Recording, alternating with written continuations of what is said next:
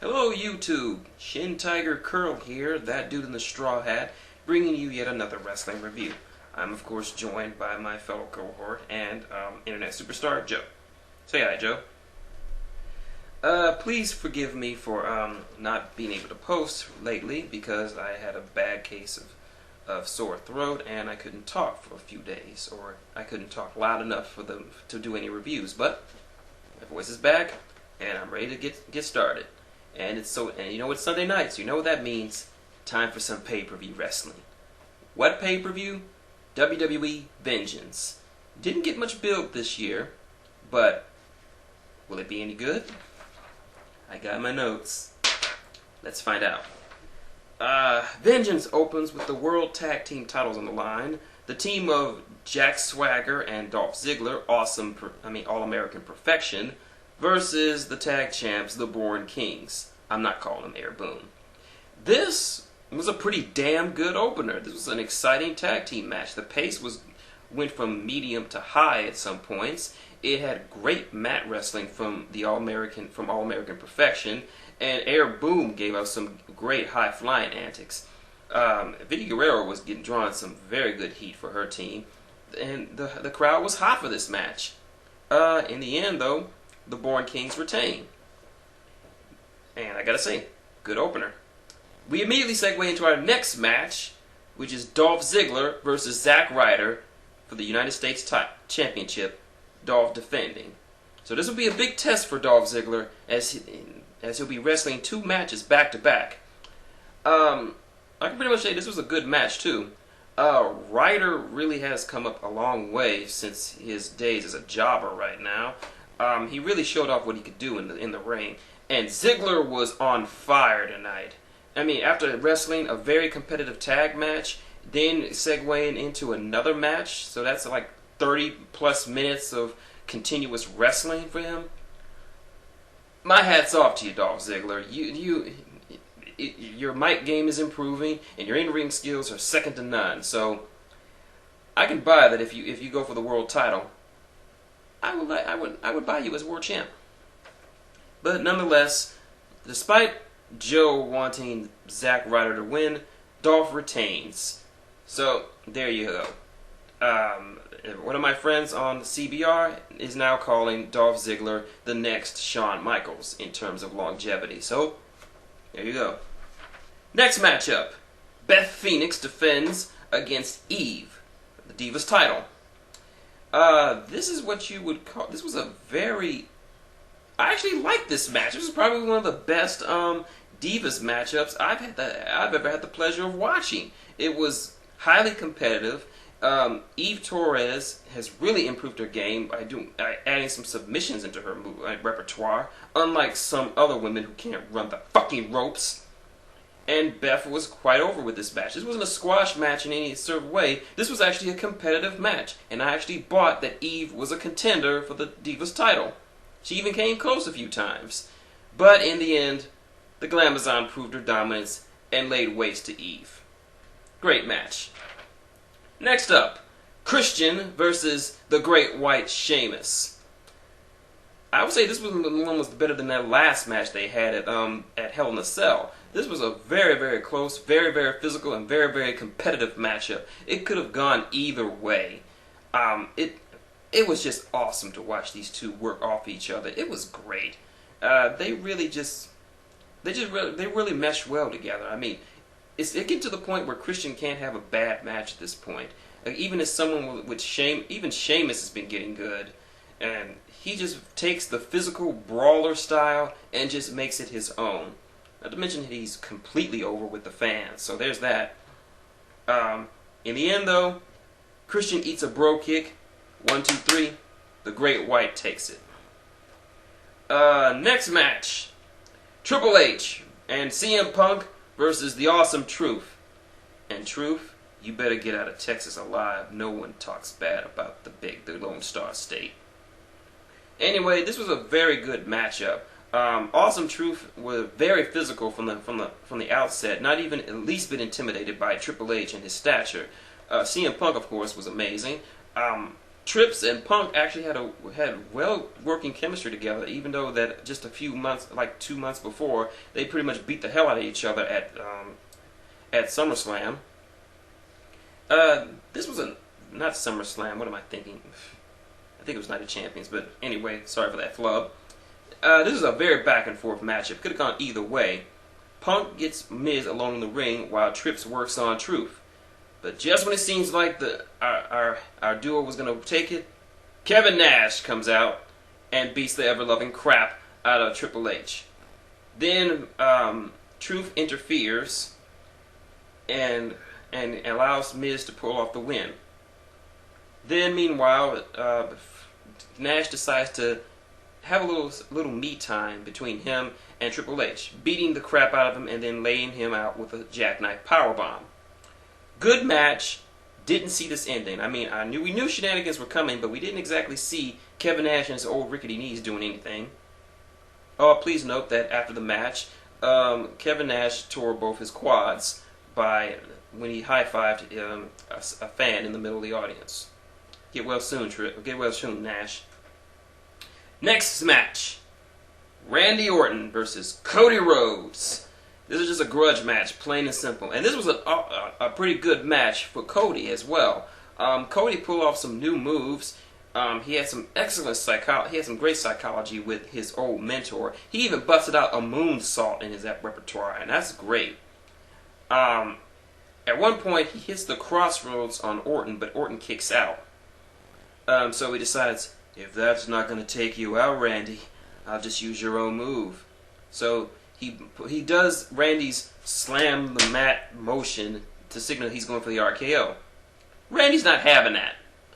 So he gives him an RKO in return, sometime later on the match. 1, 2, 3, Randy wins.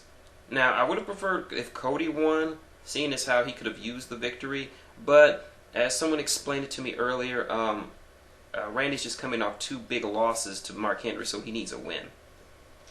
Next match, speaking of, Mark Henry defends against The Big Show for the World Heavyweight title. Now, this was a lot better match than I ever gave it credit for. These two showed off a few new moves in their repertoire, and it was a bit of a back and forth match. At one point, Mark Henry even tried to leave, but Big Show wasn't having it. This was just a plain old fight between these two mastodons. They both kicked out of their signature moves, and at one point, Big Show just choke slams Henry off the top rope when Henry went for a top rope move. He decides, well, might as well go for broke. So he climbs the ropes, but Mark Henry stops him, and he suplexes him, and the ring fucking implodes. Yes, you heard me right. They pulled a Brock Lesnar versus Big Show. For those of you who don't know, I think it was in 2004, Big Show and Brock Lesnar faced off for the world title on SmackDown. Brock went for a suplex, and the suplex imploded the fucking ring. Everyone remembers that, and everyone's going to remember this. This effectively ended the match. I mean, how do you call this one? The ring fucking blew up.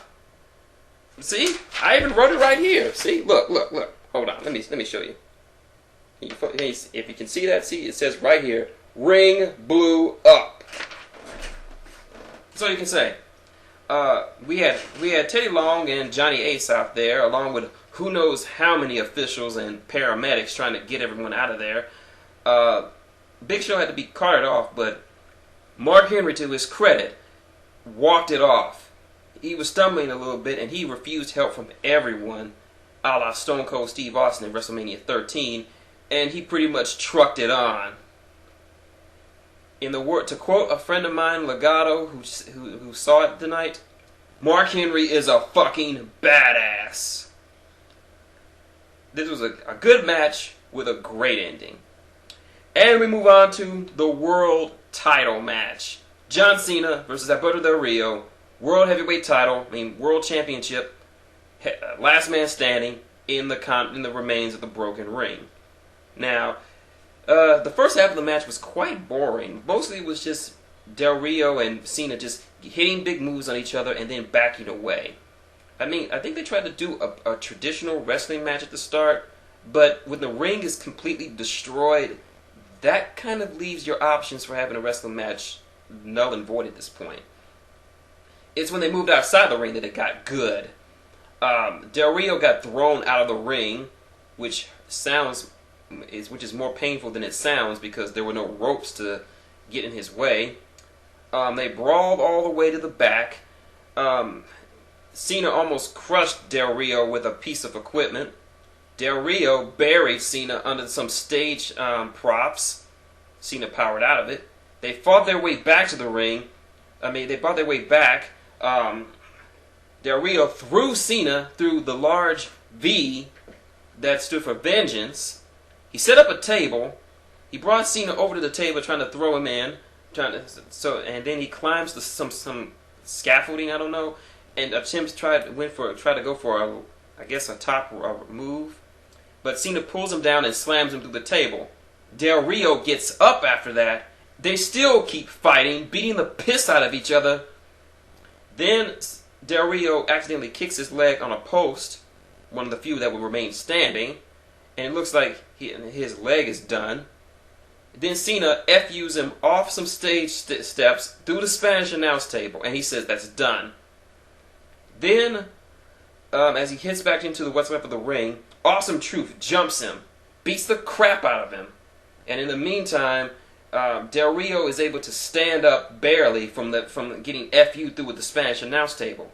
He hits Cena with the belt, and he's barely able to stand himself, and Cena makes it to his feet, but not in time for the 10. So that's right. Duct tape didn't save you this time, Cena. El Patron is the last hombre standing. Wink. Yep. And that's Vengeance. My verdict? I got nothing to say bad about this one. This was a great pay-per-view. There were very few promos, but in the ones that they did have, they were short and to the point.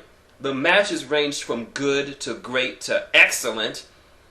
I thought that Henry was going to be the slowest match, it was going to be the low point of the pay-per-view, but instead it turned out that everyone was going to be talking about how the ring fucking blew up.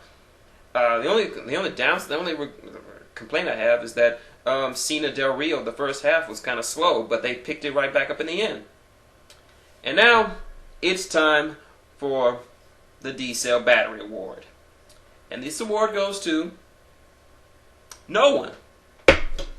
There was nothing bad about this pay-per-view that would warrant me throwing a D-Cell battery at anyone. Even John Laurinaitis, when he got on the mic, he spoke for a little bit, and he only said that the match between Cena and Del Rio would take place even if the ring was fucking unusable. So I can't fault him for that. I mean, he wasn't on TV long enough for me to hate him. So even the Divas match was great. So no one gets a D-Cell Battery Award. That's the first time since I've introduced this award that no one has received it. So there you go, WWE. You did a good job. You did a great job tonight. You made a lot of your superstars look like gold. So that's Vengeance. Tune in tomorrow night when for Monday Night Raw. What's going to be the backlash from this epic pay-per-view?